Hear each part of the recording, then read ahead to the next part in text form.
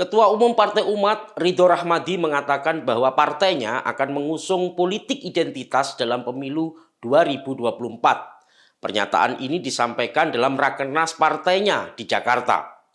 Sis dan Bro, PSI telah berkali-kali menyampaikan adanya politik identitas dalam kontestasi politik di Indonesia.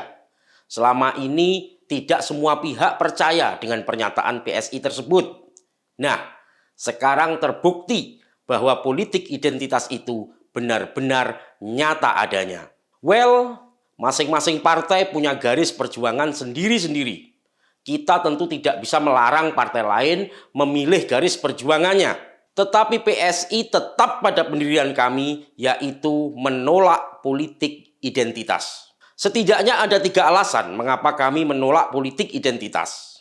Yang pertama, politik identitas ahistori dengan perjalanan bangsa ini.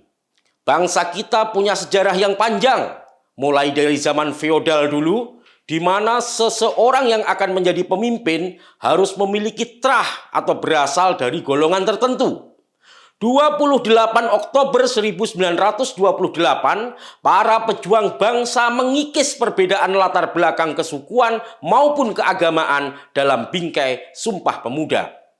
Founding Fathers kita pada masa kemerdekaan mengeliminir perbedaan identitas, sehingga Indonesia yang terdiri dari berbagai ragam suku, agama, dan golongan bisa menyatu dalam sebuah negara kesatuan.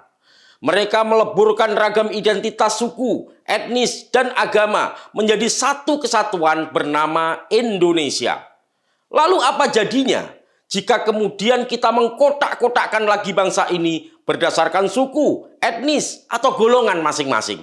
Alasan kedua, politik identitas melahirkan kelas dan kasta bagi anak bangsa.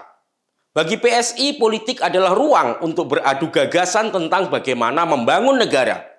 Siapapun Anda, berasal dari suku, etnis, ras, agama, atau golongan manapun Anda adalah anak bangsa yang ditunggu gagasan, pemikiran, dan tindakannya untuk bangsa ini. Dalam politik identitas, sebagus apapun Anda, sebesar apapun komitmen Anda pada negara, Anda tetap bukan siapa-siapa selama tidak berasal dari suku tertentu, etnis tertentu, atau agama tertentu. Politik identitas akan menggiring opini publik bahwa orang yang tidak beridentitas sama dengan mereka tidak pantas untuk menjadi pemimpin. Alasan ketiga, politik identitas akan menghambat suatu bangsa untuk menjadi bangsa yang besar.